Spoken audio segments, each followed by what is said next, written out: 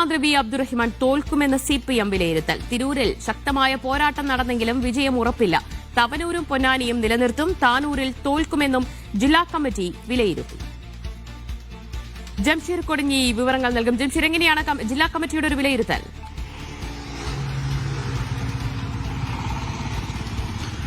അതിന് തീർച്ചയായിട്ടും മലപ്പുറം ജില്ലയിൽ CPMന്റെ ഒരു വിലയിരുത്തൽ എന്ന് പറഞ്ഞ 2 സീറ്റിലേക്ക് ചുരുങ്ങുമെന്നുള്ളൊരു വിലയിരുത്തലിലേക്കാണ് ഇപ്പോൾ CPM എത്തുന്നത്. ഇതിൽ ഏറ്റവും പ്രധാനപ്പെട്ട ഒരു കാര്യം എന്നുള്ളത് തിരൂരിലാണ്. നമ്മൾ ഏവരും ഉറ്റുനോക്കിയിരുന്ന പ്രധാനപ്പെട്ട മത്സരങ്ങൾ വലിയ തരത്തിലുള്ള മത്സരം നടന്ന ഒരു മണ്ഡലമായിരുന്നു തിരൂരിൽ. അവിടെ ശക്തമായ മത്സരം നടന്നിട്ടുണ്ട്. പക്ഷേ വി അബ്ദുറഹിമാൻ വിജയിക്കുമോ എന്ന് സംബന്ധിച്ച് ഇപ്പോൾ ഉറപ്പ് പറയാൻ കഴിയില്ല എന്നൊരു വിലയിരുത്തലാണ് CPM നേതൃത്വത്തിനുള്ളത്.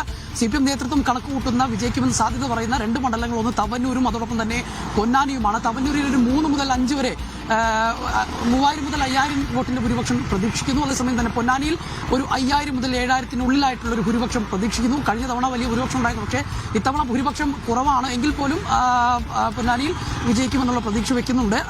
തിരൂരിലാണ് ഏറ്റവും പ്രധാനപ്പെട്ട ഒരു മണ്ഡലം, ഒരു മത്സരം നടന്നിരുന്ന മണ്ഡലം. 3 മണ്ഡലങ്ങൾ, തവനൂരും പൊന്നാനിയും തിരൂരും 3 മണ്ഡലങ്ങൾ ശക്തമായ മത്സരം നടന്നിരുന്നു. പക്ഷേ തിരൂരിൽ അവിടെ വിജയപ്രതീക്ഷ ഇല്ല എന്നുള്ളതാണ് ഇപ്പോൾ CPMന്റെ ഒരു വിലയിരുത്തലുള്ളത്. പക്ഷേ അവിടെ കുറുക്കോളി മൊയ്തീൻ വിജയിക്കുകയാണെങ്കിൽ പോലും അവിടെ ചെറിയ ഭൂരിപക്ഷത്തിലായിരിക്കും വിജയിക്കുക. കാരണം അതിശക്തമായ മത്സരം നടന്നു എന്നുള്ള. മറ്റൊന്ന് താനൂരാണ്. മന്ത്രി വി അബ്ദുറഹിമാൻ താനൂരിൽ നിന്ന് തിരൂരിലേക്ക് മാറുന്നു. താനൂരിൽ മറ്റൊരു സ്വതന്ത്ര സ്ഥാനാർത്ഥി വരുന്നു. താനൂരിൽ പ്രാവശ്യം കിട്ടില്ല എന്ന് ഉറപ്പിക്കുകയാണ് CPM ഉള്ളത്.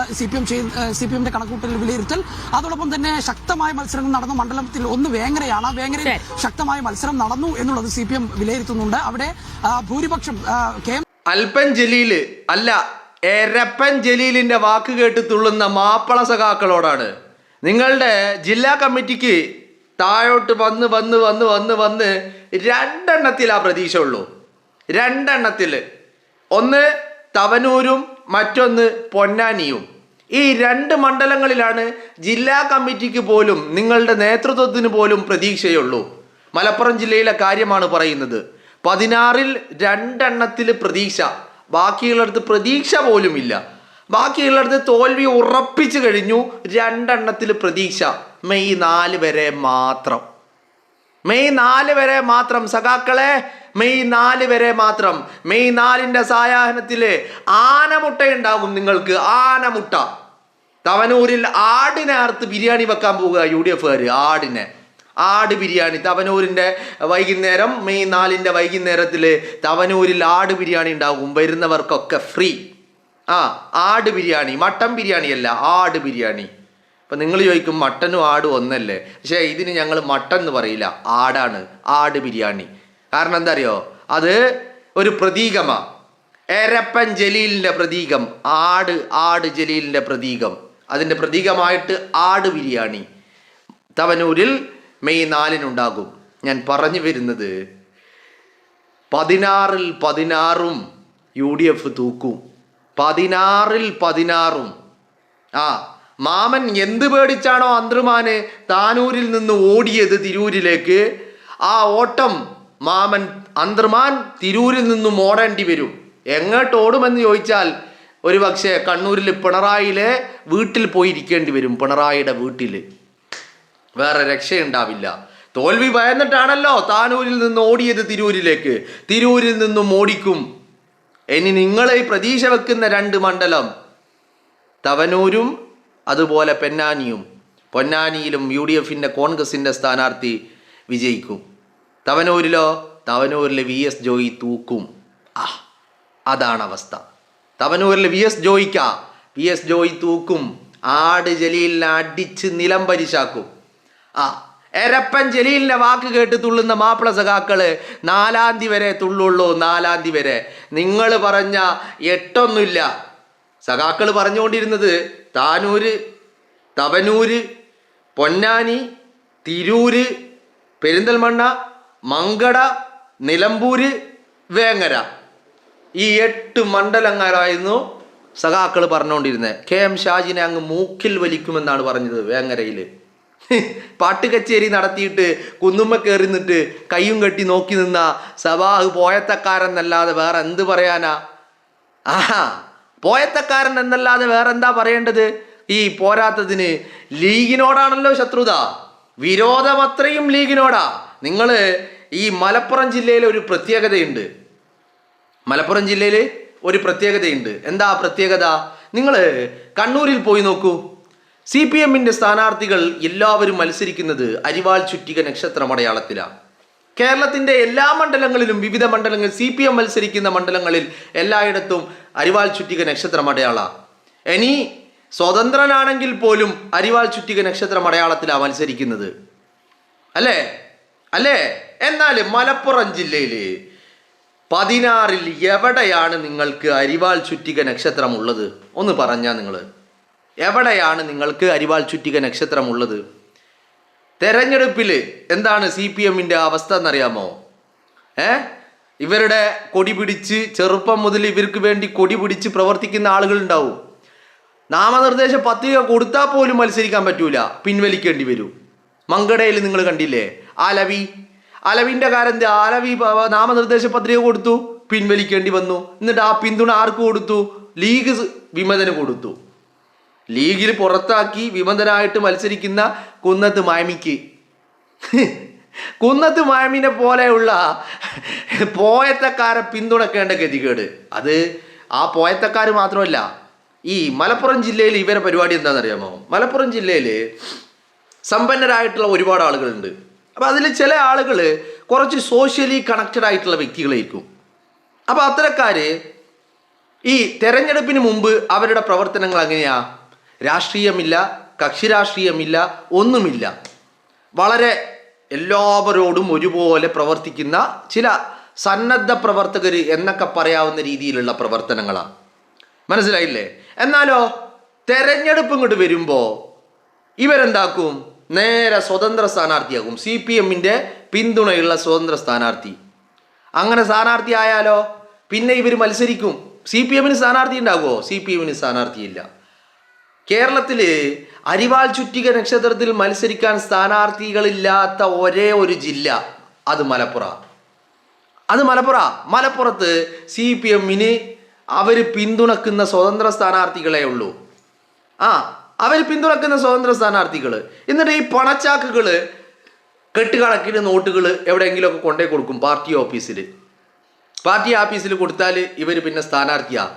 സ്വതന്ത്ര സ്ഥാനാർത്ഥികൾ LDF പിന്തുണക്കുന്ന ചിഹ്നം എന്തായിരിക്കും? ചിഹ്നം കത്രിക, ചിഹ്നം കാഹളം മുഴക്കുന്ന മനുഷ്യൻ, ചിഹ്നം ഗ്ലാസ്, ചിഹ്നം ഗ്യാസ് കുറ്റി, ചിഹ്നം ആന, ചിഹ്നം ചേന. ഇതൊക്കെയാണ് എന്ന് പറഞ്ഞാൽ ഗതികേട്. അല്ലാതെന്ത്? മത്സരിക്കാൻ അരിവാൾ ചുറ്റിക നക്ഷത്രം അടയാളത്തിൽ മത്സരിക്കാൻ പോലും ഒരാളില്ലാത്ത അവസ്ഥ. ഇപ്പോൾ ഞാൻ പറഞ്ഞു വരുന്നത് ഈ മലപ്പുറത്തായതുകൊണ്ട് തന്നെ ഈ മാപ്പിള സഖാക്കന്മാരാണല്ലോ ഉള്ളത്. ഈ വെറ്റകളെ കാര്യമാണെങ്കിലോ ഒന്നും പറയണ്ട, ആവേശമാണ്. വലിയ ആവേശ. ഏതാ ആവേശം? ഈ കെടാൻ പോകുന്ന തീ ആളിക്കത്തും എന്ന് പറയില്ലേ, അതുപോലത്തെ ആവേശം. എന്നിട്ട് ഏതെങ്കിലും എരപ്പന്മാർ എന്തെങ്കിലും പറയും. ഇന്നലെ അപ്പോൾ KT ജലീൽ ഇന്നലെ വാർത്താ സമ്മേളനം നടത്തി അല്ലേ? ആ വാർത്താ സമ്മേളനത്തിൽ KT ജലീൽ പറയുന്നത് എന്താ? താനൂര്, തവനൂര്, തിരൂര്, പൊന്നാനി, പെരിന്തൽമണ്ണ, മങ്കട, നിലമ്പൂര്, വേങ്ങര. ആരെ വിശകലനം? ഈ എരപ്പൻ്റെ വിശകലനം. എന്നാ പാർട്ടി മലപ്പുറത്ത് ഇവർക്കൊരു പാർട്ടി ഉണ്ടല്ലേ, പാർട്ടി കമ്മിറ്റിക്ക് ഒരു ഓഫീസ് ഉണ്ടല്ലേ അല്ലേ? ഇപ്പം ഇതിൻ്റെ ഇടയ്ക്ക് ഉദ്ഘാടനം കഴിഞ്ഞൊരു ആഫീസ് ഉണ്ടല്ലേ മലപ്പുറത്ത്. ഈ ആഫീസൊക്കെ ആ ആഫീസിലിരുന്നിട്ട് ഇവരുടെ ജില്ലാ നേതാക്കന്മാർ ചർച്ച ചെയ്തിട്ട് പറയാണ്, 2 അതും ഉറപ്പല്ല, അതും പ്രതീക്ഷ മാത്രം, 2 അതാ ഞാൻ ആദ്യമേ പറഞ്ഞത്. നിങ്ങളെ ഈ പ്രതീക്ഷ മെയ് 4 വരെ ഉള്ളൂ.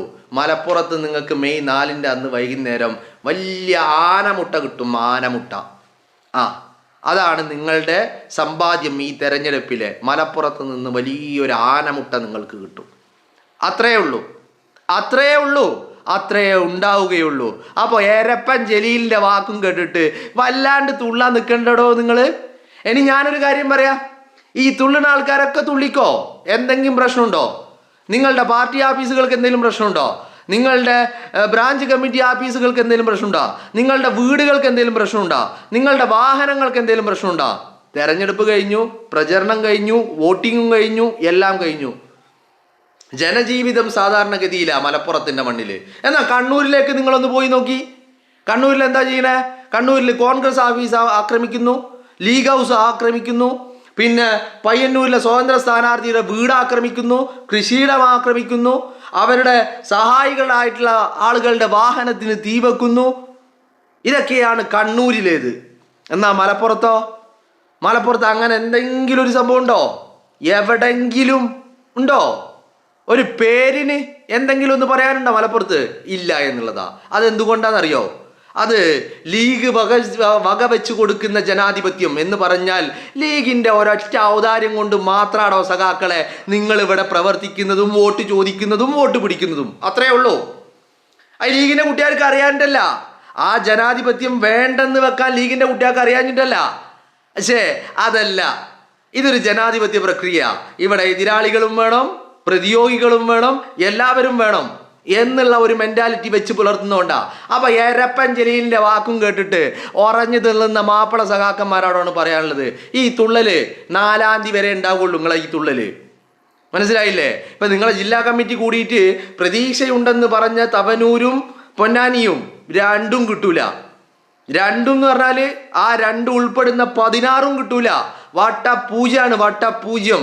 അതാണ് നിങ്ങളുടെ സമ്പാദ്യം മെയ് 4 എന്നുള്ളതാ. അപ്പൊ എരപ്പൻ ജലീലിന്റെ വാക്ക് കേട്ടിട്ടൊന്നും വല്ലാണ്ട് തുള്ളാൻ നിൽക്കണ്ട. കാരണം എന്താ ഞാൻ പറയുന്നറിയോ? ഈ എരപ്പൻ ജലീല് മുമ്പ് ഒരു പാട്ടും പറഞ്ഞിട്ടുണ്ട്. SDPI അവരെ പറ്റൂല, അവരെ സമുദായം തള്ളിക്കളഞ്ഞതാണ്, അവര് തീവ്രവാദികളാണ്. എന്നാൽ ഈ തെരഞ്ഞെടുപ്പിലോ ഈ എരപ്പൻ അടക്കമുള്ള ആളുകള് SDPI വോട്ട് ചോദിച്ചു വാങ്ങിയിട്ടല്ലേ നിങ്ങളിപ്പോൾ എല്ലാവരും ഇരിക്കുന്നത്? വേങ്ങരയിലെ കാര്യം അതിനേക്കാളും വലിയ കോമഡി. SDPI മത്സരിച്ച് ചെങ്ങായിനെ കൊണ്ടുവന്നിട്ട് LDF സ്വതന്ത്ര സ്ഥാനാർത്ഥിയായി മത്സരിക്കുന്നു. വേങ്ങരയിൽ SDPI സ്ഥാനാർത്ഥി ഉണ്ടോ? മത്സരിക്കുന്നത് കഴിഞ്ഞ പ്രാവശ്യം മത്സരിച്ച പോലെ കത്രിക അടയാളത്തിലല്ലേ അല്ലേ?